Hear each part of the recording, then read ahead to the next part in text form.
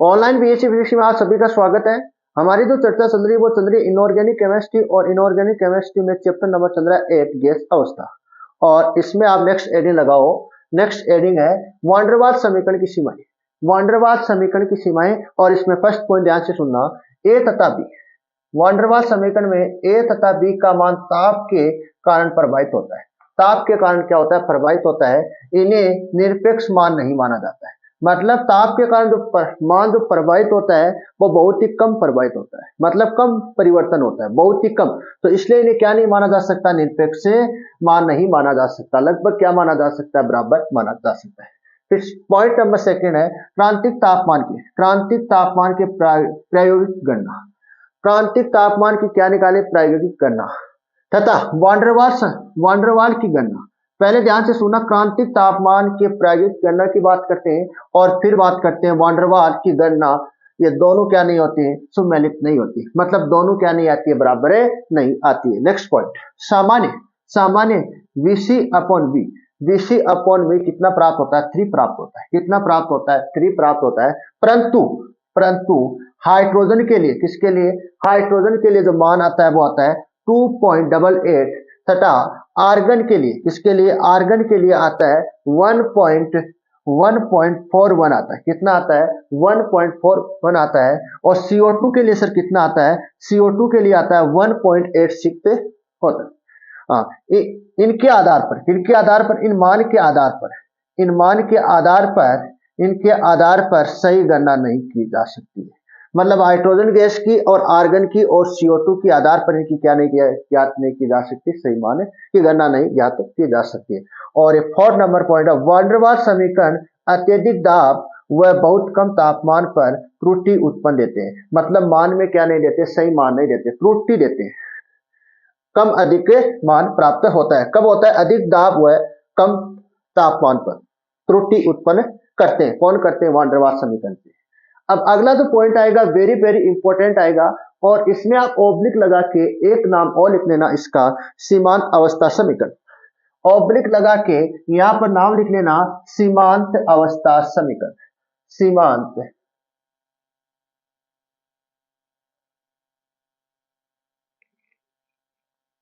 समानित, ऐसे लिखो, समानित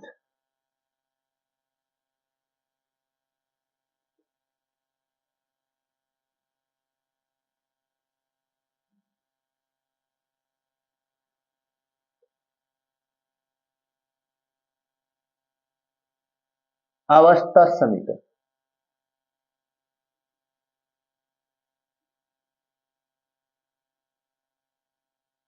समानित या अवस्था समीकरण, सीमानित या समानित अवस्था समीकरण, बात क्या एक ही है। ऑब्लिक लगा के लिखना ना, समानित अवस्था समीकरण। कई बार एग्जाम में आई हुई है, इंपॉर्टेंट लगा लेना इसको। क्या लगा लेना? Very very very very very important लगा लेना। तो ध्यान से सुनना, ये समीकरण क्या कहती है? ये समीकरण गैस व द्रव अवस्था पर समान रूप से क्या होती है? लागू होती है। ये समानित अवस्था जो समीकरण होती है वह गैस व द्रव अवस्था पर समान रूप से लागू होती है। कब लागू होती है? ये ध्यान में रखना है। ताप दाब की समान परिस्थिति होनी चाहिए। ताप दाब की क्या होनी चाहिए? समान परिस्थिति होनी चाहिए। क्या होनी चाहिए? ताप दाब की समान परिस्थिति होनी चाहिए। अगर समान परिस्थिति है, यह समीकरण गैस व द्रव अवस्था पर समान रूप से क्या होगी? लागू होगी।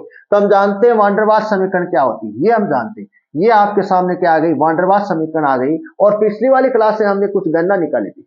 क्या निकाली थी? कुछ गणना निकाली थी। उसमें हम किसका मान निकाला था सर? एक का मान निकाला।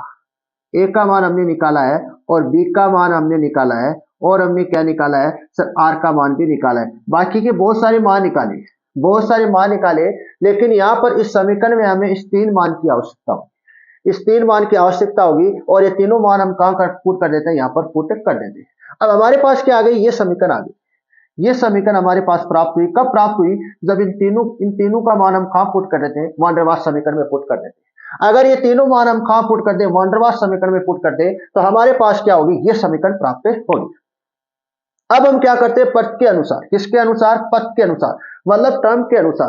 देखो इधर 2 टर्म है, एक तो टर्म ये है और एक टर्म ये है, और इधर एक ही टर्म है।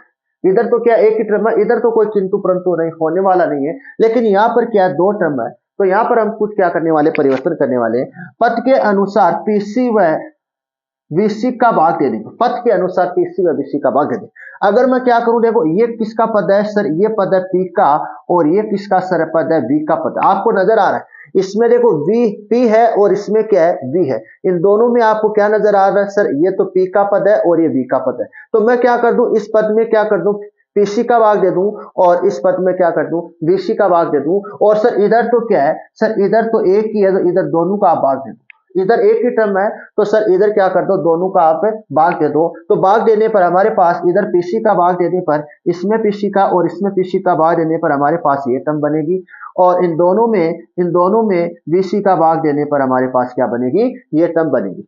और इधर मैं क्या कर दूं, दोनों का भाग दे दूं, पीसी और वीसी का, तो हमारे पास क्या बन जाएगी, ये टर्म बन जाएगी। अब ध्यान से सुनना, अब ध्यान से सुनना, पीसी पीसी से क्या होगा, कैंसिल होगा, और वी स्क्वायर को मैं क्या लेके आ गया, नीचे यहाँ पर लेके आ गया। ध्यान से सुनना, अगर हमारे पास क्या है, कोई मान इस प्रकार से a अपॉन बी है, इसको मैं इस प्रकार से लिख सकता हूं,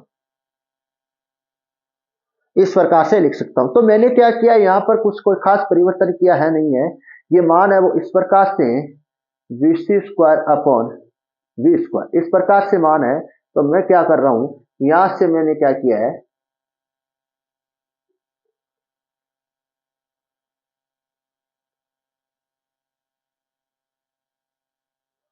यहां से 3v अपॉन वीसी का होल स्क्वायर लिखा है, और मैंने यहां पर कोई खास परिवर्तन नहीं किया, इतना ये टर्म हमारे पास आई, और इसमें आप वीसी वीसी कैंसिल हो जाएगा, और ये टर्म हमारे पास मिल जाएगी, और इधर क्या कैंसिल होने वाला, पीसी पीसी और वीसी वीसी कैंसिल होगा, तो हमारे पास 1/8/3 और टी अपॉन टीसी मान प्राप्त हो रहा है। ये समीकरण मिल रही है। अब ध्यान से देखना, अब ध्यान से देखना, P अपॉन पीसी को क्या किसका मान होता है, समानित दाब का मान होता है। किसका मान होता है, समानित दाब का मान होता है। इसे किससे लिखा जाता है, पाई से लिखा जाता है। किससे लिखा जाता है, समानित दाब को पाई से लिखा जाता है।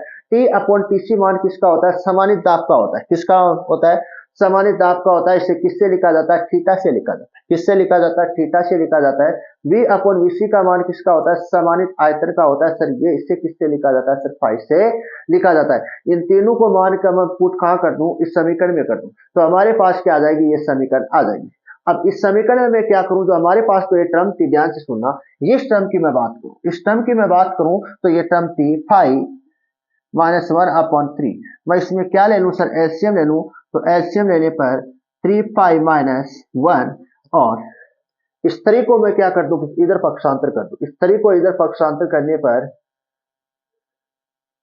तो तरी से क्या होगा, कैंसिल होगा, और ये हमारे पास जो समीकरण आएगी, ये क्या आएगी, ये समीकरण हमारे पास क्या आएगी, समानित अवस्था समीकरण आएगी। ये वेरी वेरी इंपॉर्टेंट है, कई बार एग्जाम में आई हुई, कई बार एग्जाम में एक समीकरण आई हुई है। ये जो आपको मान नहीं, हम जानते हैं कि ये तीनों आपको पिछली वाली क्लास से मिलेगा। ये तीनों मान आपको कहां मिलेंगे, पिछली वाली क्लास से मिलेंगे। ये तीनों मान को आपको कहां प्राप्त होंगे, पिछली वाली क्लास से प्राप्त होंगे।